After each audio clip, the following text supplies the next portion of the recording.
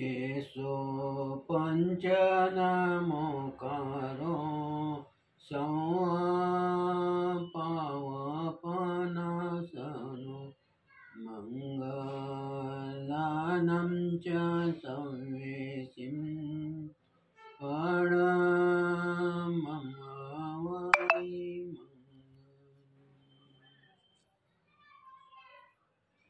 नमनारियन्त प्रमोदता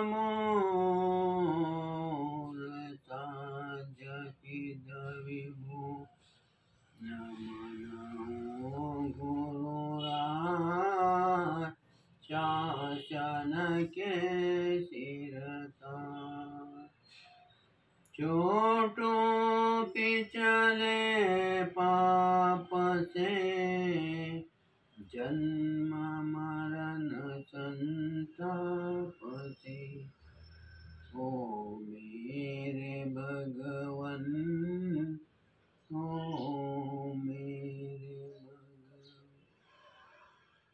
मेरे भगवन त्रिशलानंदन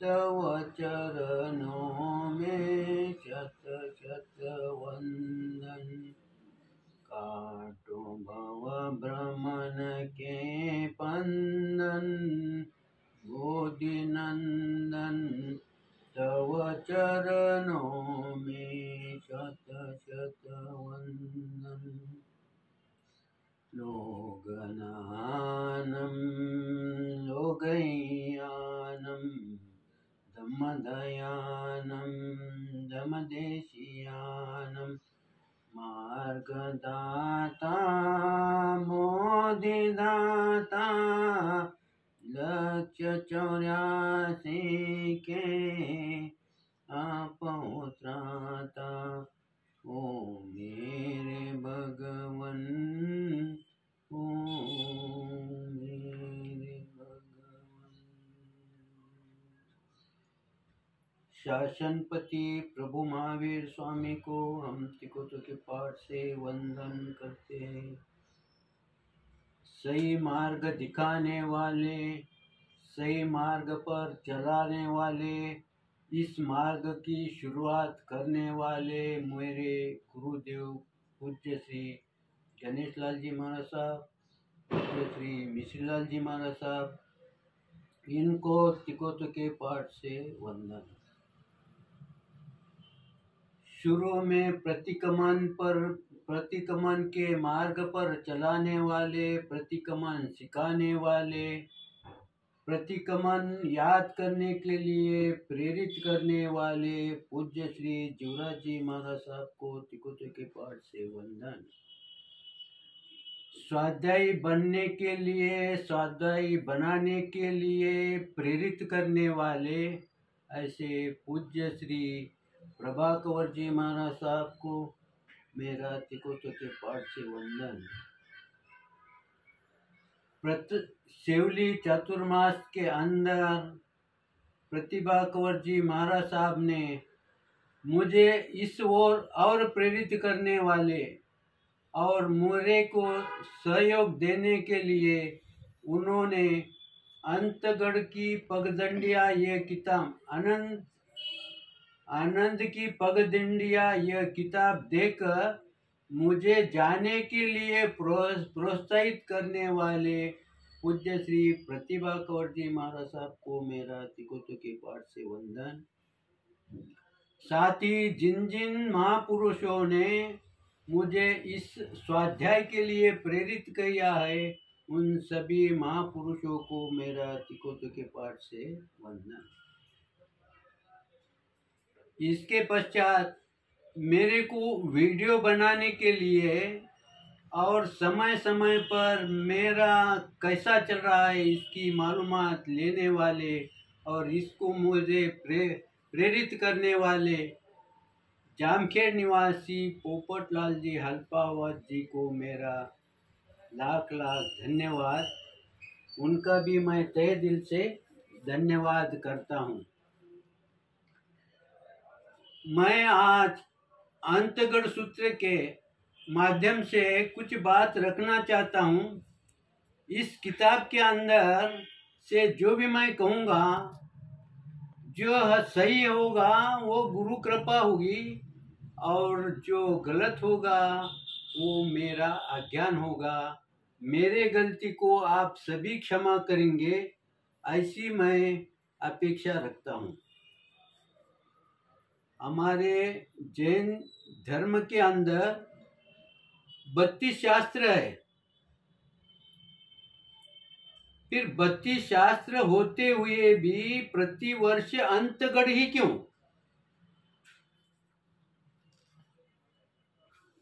कोई भी संप्रदाय में रहा तो अलग अलग शास्त्र का अध्ययन करते हैं, लेकिन हमारे में ये परंपरा चलती है कि अंतगढ़ ही प्रतिवर्ष पढ़ना है, सुनना है। तो फिर बाकी शास्त्र गौण है क्या? उसका महत्व कम है क्या? अंतगढ़ ही क्यों?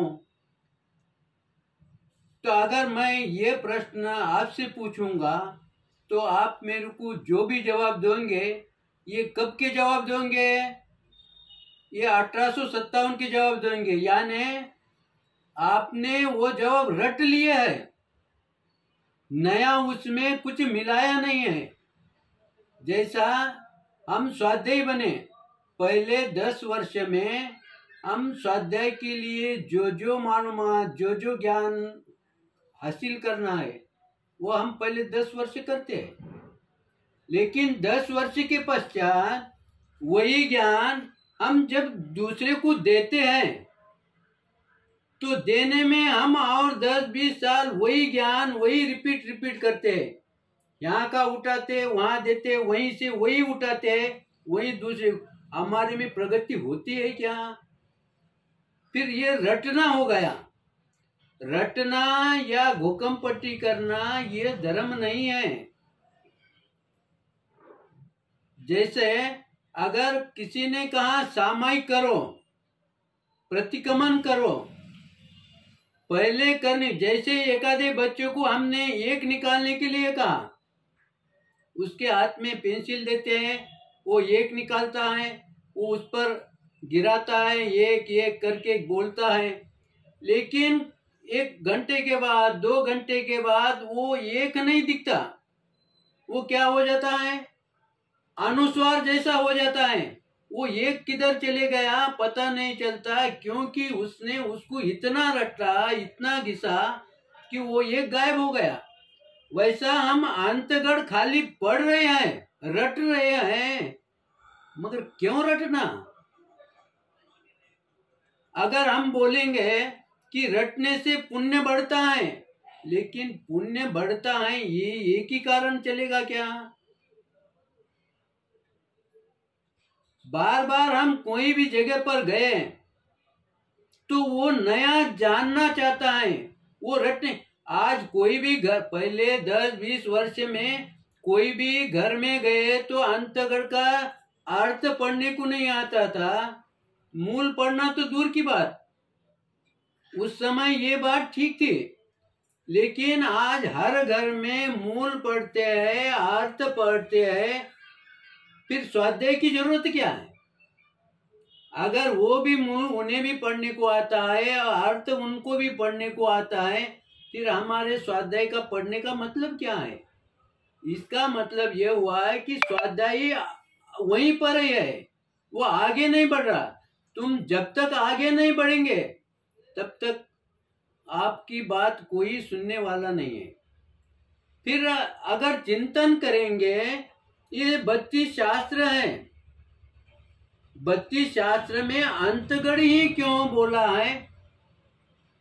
जैसा हर जीव 84 लाख जीव योनि की तरफ हमने ध्यान दिया तो सब जीव आड़े हैं। खड़ा कौन है? सिर्फ मानव ही खड़ा है। फिर कम हम ये नहीं सोचेंगे क्या कि हमारे को खड़ा क्यों किया है, हमारे को आड़ा क्यों नहीं किया? सबको आड़ा किया है, लेकिन हमारे को खड़ा क्यों किया है, इसका चिंतन हम नहीं करेंगे क्या? छोटी सी बात, घर में के अंदर एक आधा टीवी नया आ गया, एक आधी वॉशिंग मशीन नहीं आ गई, उसमें एक आधा बटन अगर एक्स्ट्रा आ गया, हम वो दुकानदार को 10 बार पूछते हैं कि ये एक्स्ट्रा बटन काय का है, किस लिए है। हम उसको 10 बार पूछते हैं, मालूमात लेते हैं। तो फिर ये हम जानना चाहिए कि प्रतिवर्ष अंतगढ़ ही क्यों।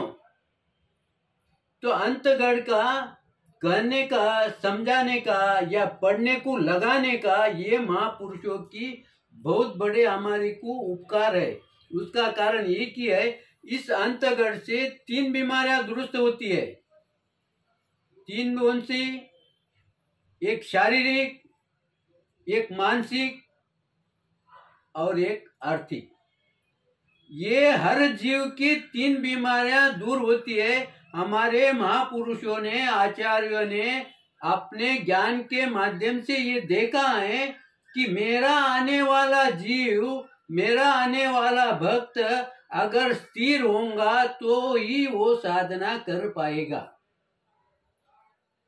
अंतगढ़ अगर सही ढंग से जान लिया, प्रतिक्रमण सही ढंग से अगर जान लिया, तो बाकी सभी शास्त्र हमारे को आसान हो जाते हैं। क्योंकि अंतगढ़ के ही पहले ही परिच्छेद में उन्होंने कहा है,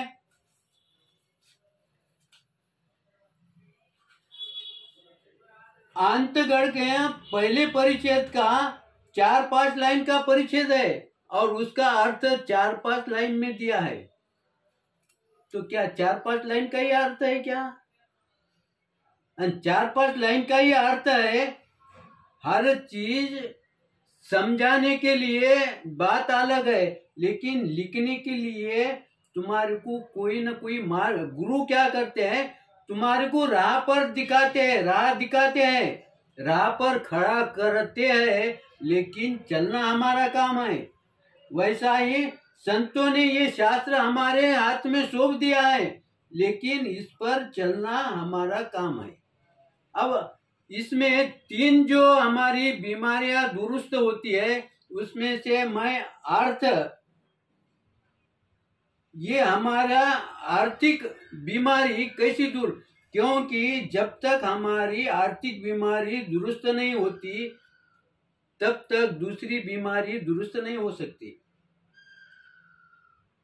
अगर हमारा पेट भरे वाला होगा तो ही हम धर्म ध्यान कर पाएंगे, और पेट भरने के लिए हमारे को पैसा जरूरी है।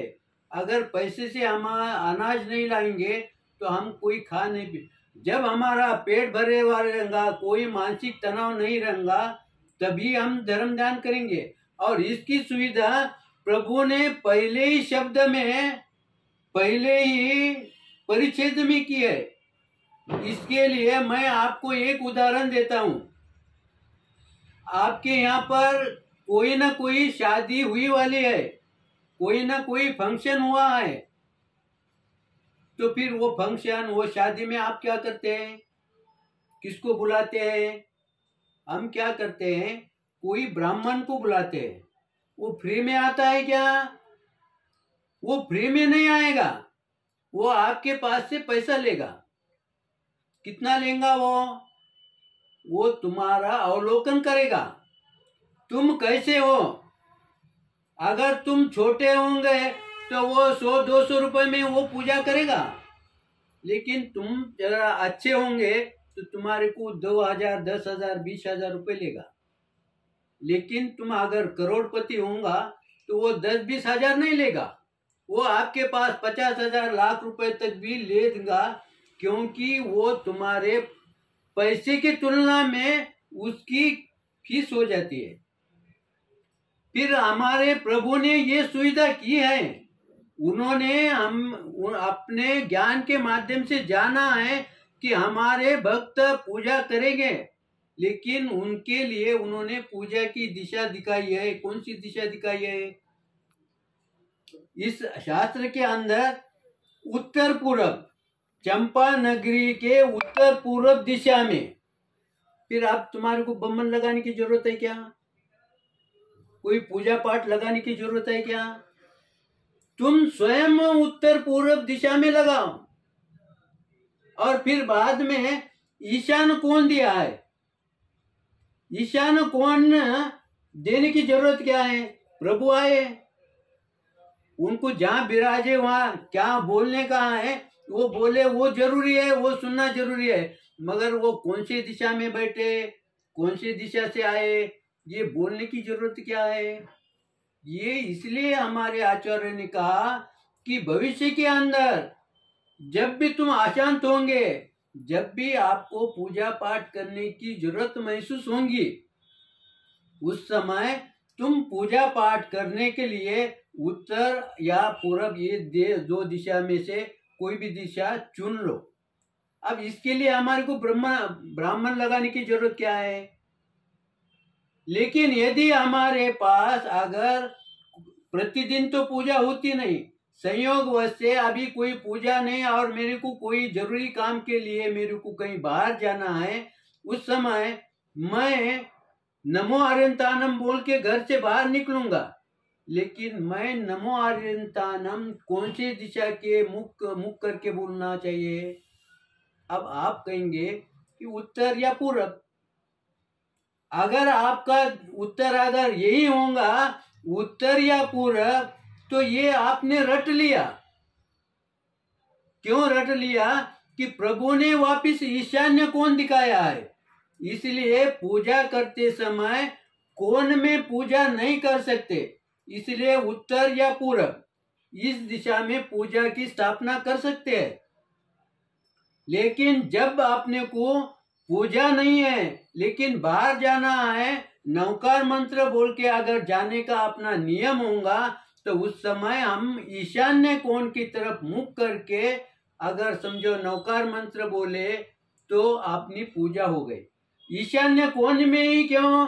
क्योंकि प्रभु ने कहा कि मैं ईशान्य कोण में ही हूं। फिर जिधर प्रभु होंगे उसके तरफ मुख करके भावपूर्ण अगर हमने अगर उनको वंदन किया, तो ये वंदन किसको होगा? वो दिशा को नहीं होगा। हमारे भाव क्या है? हमारे भाव है प्रभु को वंदन करना, और प्रभु कौन सी दिशा में है? ईशान्य कोण में है, इसीलिए यहाँ पर ईशान्य कोण ये इसका उल्लेख किया है। लेकिन हम कहीं भी गए हम पढ़ लेते हैं। पहले एक जमाना था, उस समय अंतगढ़ के लिए 1 घंटा श्रावक देता था। आज श्रावक के पास समय नहीं है और हमारे पास भी समय नहीं है, तो हम क्या करते, वो 1 घंटे को कम करते करते हम आज कहाँ तक आए? आधे घंटे तक आए। अब ये आधे घंटे में पूरी होने वाली चीज नहीं है। मान लो एकाधे भाई ने अगर एकाधे बहन से कहा कि एक गिलास उठा के रखो, उसने सिर्फ उठा के रखने के लिए कहा है। अगर उन बहन ने वो ग्लास उठाया और वहीं रख दिया, तो ये सही हुआ क्या? ये सही नहीं हुआ, क्योंकि उसका उद्देश्य यह था कि वो ग्लास अगर वो बर्तन अगर गंदा होगा तो सफाई की जगह पर जाना चाहिए, अच्छा होगा तो उस जगह पर जाना चाहिए। इसका मतलब ये जो रास्ते के अंदर है ये दिक्कत होती है, ये उठाने के लिए कहा है। तो इसका मतलब वो पूरा सविस्तर तो नहीं बोल पाएगा, वो शॉर्ट में बोलेगा और अपने को समझने के लिए अपने को खड़ा किया है, हमारे को आड़ा नहीं किया। हमारी शरीर रचना उसने खड़ी की है। खड़ी इसलिए की है कि हर चीज पर हमने चिंतन करना। प्रभु ने ये नहीं कहा कि मेरा महावीर महावीर ही कहो, महावीर महावीर का ही जप करो, ऐसा प्रभु ने कहीं भी नहीं कहा। प्रभु ने क्या कहा है? हर समय पर क्या कहा है? समयम गोयम माप माए। उन्होंने सिर्फ यही कहा है कि समय का दुरुपयोग मत करो। फिर अगर समझो आपने इस विधि के, इस शास्त्र के हिसाब से अगर आपने पूजा स्थापित की और पूजा की, अब आपको ब्राह्मण बुलाने की जरूरत है क्या? और ब्राह्मण आप आ भी गया तो वो आपको पहले पूछेगा कि पूर्व दिशा किधर है, उत्तर दिशा किधर है, और वो वैसा रखेगा। फिर उसके बजाय अगर तुमने रख दिया तो आपके वो पैसे बचे कि नहीं? फिर आप पैसे बचे तो हम क्या करते हैं, ये पैसे बचे यहाँ तक ही मर्यादा है। लेकिन हमारे को सोचने के लिए प्रभु ने कहा है, क्योंकि हमारे को उसने खड़ा किया है। हमारे सिर्फ पैसे बचे क्या? पैसे नहीं बचे, इसके साथ और चीज बची है। कौन सी चीज बची है? कौन सा लाभ हुआ है? जो हम पैसे कमाते हैं वो ऐसे ही आते क्या? उसके लिए हमारे को 18 प्रकार के पाप करना पड़ता है। फिर हम 18 पाप से बचे कि नहीं बचे? फिर 18 पाप से अगर हम बच गए हैं, यदि हमने वो पाप किया होता तो वो पाप नष्ट करने के लिए हमारे को कितनी सामाई करनी पड़ती थी? आज हमारी वो सामायिक बच गई कि नहीं बच गई? पर ये सामायिक बची, इसलिए जैसा हम व्यवहार में देखते हैं, एक आधा कोई पहले जमाने में पार्ले बिस्किट का पूड़ा 100 ग्राम का आता था। कंपनी ने क्या किया है, 5 ग्राम कम किया, 10 ग्राम किया, 2 रुपए बढ़ाया, 5 ग्राम कम किया, 4 रुपए बढ़ाए। ऐसा करते करते उसने क्या किया है, इधर बिस्किट भी कम किया है और इधर पैसे भी बढ़ाए। हम सिर्फ रट रहे हैं कि 2 रुपए तो बढ़ाए, लेकिन उसने 2 नहीं 4 रुपए बढ़ाए, लेकिन 2 रुपए हमारे समझ में नहीं आता। वैसा ही हमारे को धर्म करते समय हम ये समय सजगता रहे, ये ध्यान रहे कि मेरा पाप कैसा कम हो, मेरा पाप कैसा घटे। घटाने की कोशिश एक तरफ करना और एक तरफ सामायिक करना। इसीलिए पहले शुरू में अगर हमारे को सामायिक करना है तो कोई भी कहेगा सामायिक करो, प्रतिक्रमण करो, शास्त्र पढ़ो, स्वाध्याय करो। लेकिन ये अगर समझो 10, 20, 50 साल के बाद ही हम अगर रट रहे तो ये उचित नहीं है, क्योंकि अब हमारे को सामायिक करने की नहीं है, प्रतिक्रमण करने का नहीं है, उपवास करने का नहीं है, तप करने का नहीं है, जप करने का नहीं है। फिर क्या करना है? हमारी सामायिक हो जाना, हमारा प्रतिक्रमण हो जाना। प्रतिक्रमण करना यानी रटना नहीं, प्रतिक्रमण हमारा हो जाना, उपवास हमारा हो जाना, तप हमारा हो जाना। हम खाली रट रहे पुण्य की सामायिक। अगर हम चिंतन करें तो पुण्य के समय या महावीर के समय क्या वो अकेला ही सामायिक करने वाला था क्या? दूसरा सामायिक करने वाला नहीं था क्या? लेकिन पुण्य की सामायिक 48 मिनट की नहीं थी, उसकी सामायिक लगातार चालू ही रहती है।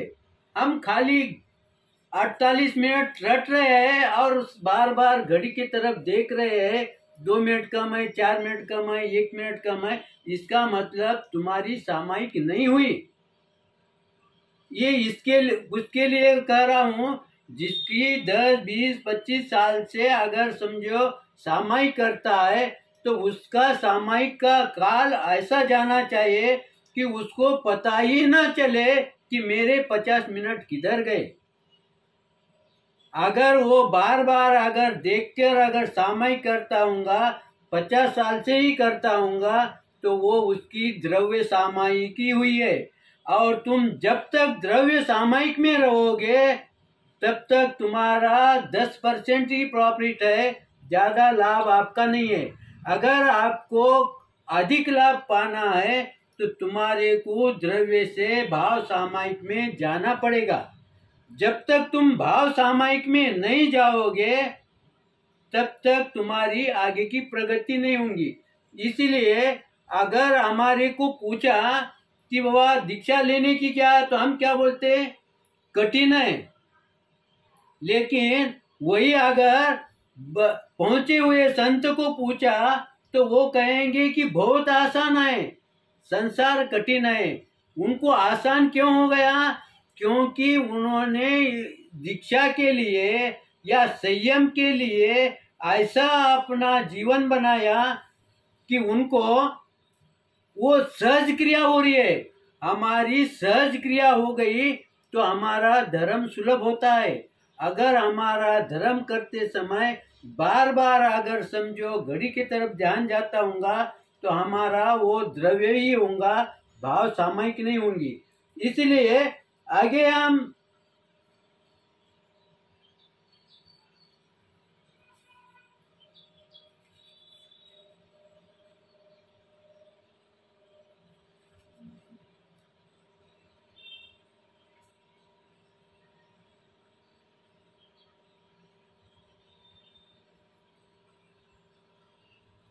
आगे इस परिच्छेद के अंदर उन्होंने कहा वन खंड यानी उपवन। अब वन खंड के अलग अलग अर्थ निकालेंगे, जिसका उसका जो ज्ञान के हिसाब से वो निकालेंगे। लेकिन एक ध्यान में रखो कि प्रभु कहाँ रुके हैं? वन खंड में, उपवन में। उपवन या वन खंड ये कहाँ रहता है? ये गांव के अंदर रहता है कि बाहर रहेगा? फिर गांव के बाहर है तो फिर गांव के बाहर क्यों रुके प्रभु? हम स्थानक कहाँ बनाते हैं? जहाँ हमारे घर अधिक हो वहाँ हम स्थानक बनाते हैं। फिर प्रभु ने कहाँ रुकना चाहिए? जहाँ जैनों के घर अधिक है वहाँ रुकना चाहिए। लेकिन प्रभु कहाँ गांव के बाहर रुके। फिर गांव के बाहर क्यों रुके? भला वो कहीं भी रुके, हमारे को क्या जरूरत है? हमारे को जहाँ रुके वहाँ जाना है। लेकिन आचार्य में इसका उल्लेख क्यों किया है? उसके पीछे उनका उद्देश्य क्या है? तो आचार्य का उद्देश्य यह है कि मेरा भक्त उसी समय धर्म ध्यान व्यवस्थित करेगा। कब? जब वो स्थिर होगा। अस्थिर होने के लिए उसको क्या जरूरी है? उसका परिवार स्थिर रहने को होना। और परिवार की मालूमात कैसी मिलेगी? आज हम ऐसा देखते हैं कि बाजू में पड़ोस में क्या हो रहा है इसका पता नहीं चलता। लेकिन हमारे आचार्य हो गया, उन्होंने इसका उल्लेख इसलिए किया, प्रभु वन खंड में रुके हैं, इसका उल्लेख करने की कोई जरूरत नहीं है। लेकिन उन्होंने इसलिए उल्लेख किया है कि हम भी जब भी कहीं बाहर जाए तो जाते समय हमारे रास्ते के अंदर जो भी परिवार आएगा, जो भी परिवार वाले के, अपने भाईचारों के या साधर्म के या मित्र के जो भी घर आएंगे, घर लगेंगे रास्ते के अंदर, उसकी मालूमात मेरे को मिलेगी। अगर समझो मैं घर में ही बैठ के अगर स्थानक के में न जाते हुए घर में ही सामायिक करूंगा तो मेरा परिवार में का कोई घर अगर दूर होगा तो उसका पता मेरे को कैसा चलेगा। लेकिन यदि मैं स्थानक में जाके सामायिक करता हूँ तो जाते समय रास्ते के अंदर एक घर दो घर जो भी घर मिलेगा उस घर का माहौल मेरे को जाते आते दिखने को आएगा, नजर आएगा, दृष्टि में आएगा।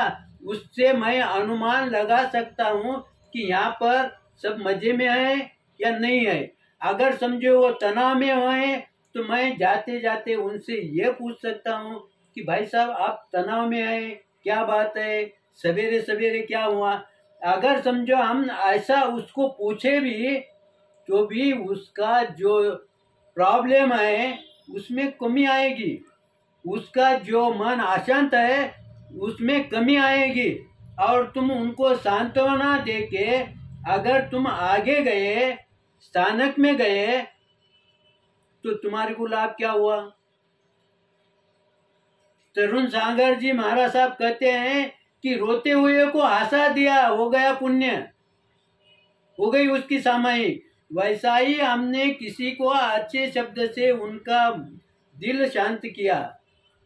अगर उसकी समस्या को अगर हम कह दिए कोई बात नहीं ये चलता रहता है, इतनी भी सांत्वना दिए, उसको हिम्मत दे दिए, उसका धीरज बनाया, तो क्या हो गया? उसकी सामायिक हो गई। मैं प्रभाकर जी ने स्वाध्याय के लिए जाने को बोलने के पश्चात भी मेरा मन 100% स्थिर नहीं हुआ। लेकिन जैसा ही प्रतिभा कौर जी ने कहा कि आपको जाना ही है, रुकना नहीं है, और ये किताब ले, तुम ये किताब साथ में रखो, और उन्होंने प्रेरणा दी, इसका मतलब उन्होंने मेरे को प्रेरित कर दिया। 1 मिनट लगा, 2 मिनट लगा, लेकिन उनका पुण्य का बंद हो गया। और आज मैं जो भी कर रहा हूं ना, तो वो प्रेरणा मेरे को याद आएगी। इसलिए हम व्यवहार में जब भी कोई कार्य करते हैं, इसलिए अच्छे काम के लिए प्रेरणा देना चाहिए। मैं एक जगह पर गया, ऐसा ही बोलते बोलते कहा कि स्त्रियों की 64 कला है और पुरुषों की 72 कला है। लेकिन एक माता जी उठे और उन्होंने कहा कि मेरे को 65वीं कला आती है। अब उन्होंने 65वीं बोलने के बाद मैं विचलित हुआ, क्योंकि मेरे समझ में नहीं आ रहा ये 65वीं कला कौन सी है। लेकिन उनके आजू बाजू में 10-5 लेडीज थी, इसलिए मैं खामोश रहा। क्यों खामोश रहा? क्योंकि मेरे को क्या जानकारी नहीं है, ये मेरा अपमान होगा, इसलिए मैं शांत रहा। लेकिन बाद में मैं बेचैन रहा। क्यों बेचैन रहा? कि ये 65वीं कला कौन सी है।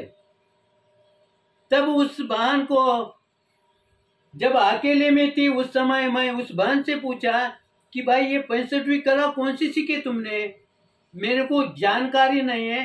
तब वह बहना कहती है मेरे को 64 कला का कोई ज्ञान नहीं है, कौन सी कला है, क्या कला, ये मैं नहीं जानता।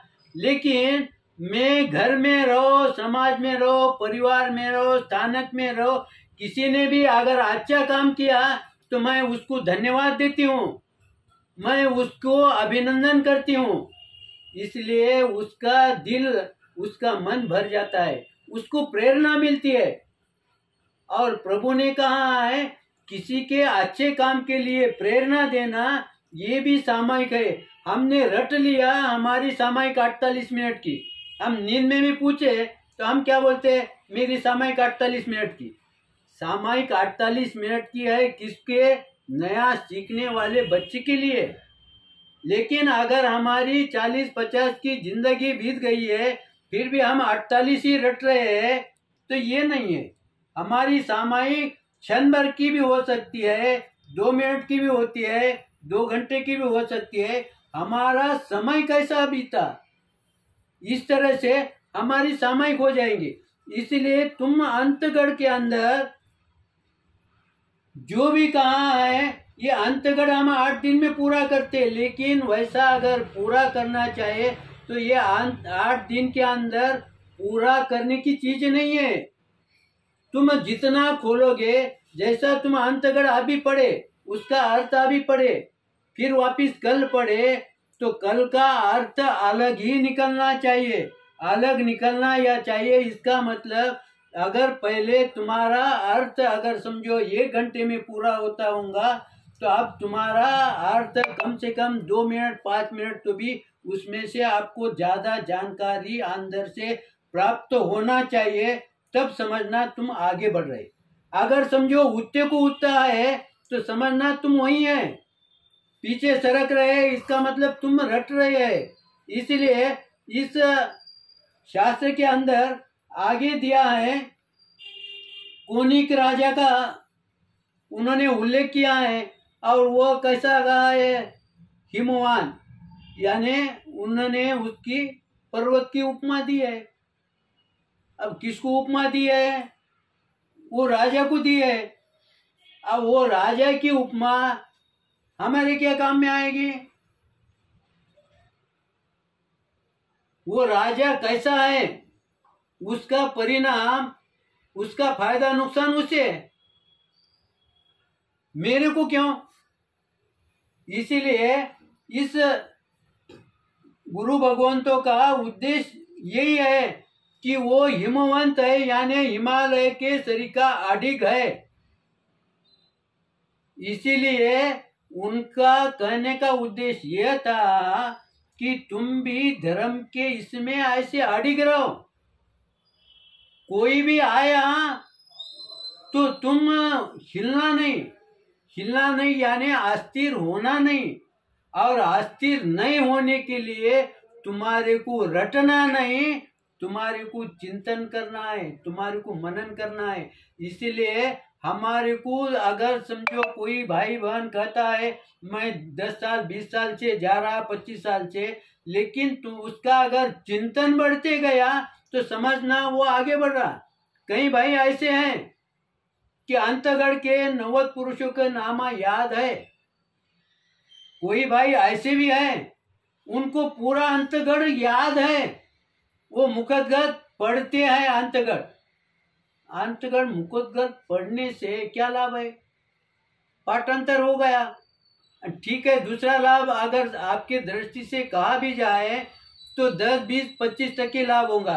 अगर आपको 100% उसका लाभ उठाना होगा तो अंतगढ़ काय के लिए, उसमें क्या करने को, इसलिए महावीर को देखना या उसको पहचानना जरूरी नहीं, महावीर ने क्या कहा है ये समझना जरूरी है।